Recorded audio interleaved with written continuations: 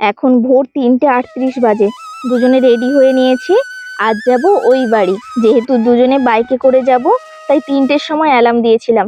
3টেয় ঘুম থেকে উঠে রেডি হয়ে নিয়ে 1 কাপ চা খেলাম। চা খেয়ে ব্যাগ বাঁধাবাঁধি করে বেরোতে বেরোতেই 4:30 বেজে গেল। এই ব্যাগ বেঁধে না ঠিক করে বেরোলে 300 কিলোমিটার পথ যেতে কিন্তু খুব সমস্যায় পড়তে হয়।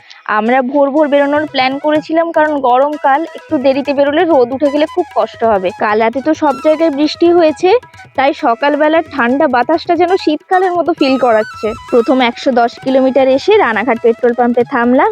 এখান থেকে 2 কাপ কফি নিলাম। আবার রাস্তায় বেরিয়েছি। বৃষ্টি আমাদের তাড়া করছে, যেখানেই যাচ্ছে টিপ টিপ করে বৃষ্টি পড়ছে, তাই বাধ্য হয়ে রেনকোটটা পরেই পুরো ট্রাভেলটা করলাম। সকালের জলখাবার আজকে খেলাম ঘুগনি, মুড়ি আর ডিম ভাজা। সেটা খেতে খেতে অনেকটাই লেট হয়ে গেছিল। 10:30টার সময় জুলপিয়া ক্রস করার পর গিয়ে আমরা ব্রেকফাস্ট করেছিলাম। আজ মোটামুটি অন টাইম ছিলাম, শুধু বৃষ্টির জন্য প্রায় আধা ঘন্টা লেট হয়েছে। এবার বাড়ির জন্য মিষ্টি নিয়ে বাড়ি পৌঁছতে পৌঁছতে 12:30 বেজে গেল। এবার ফ্রেশ হয়ে খাওয়া দাওয়া করব। আজ আসি। অসংখ্য ধন্যবাদ ভিডিওটি দেখার জন্য।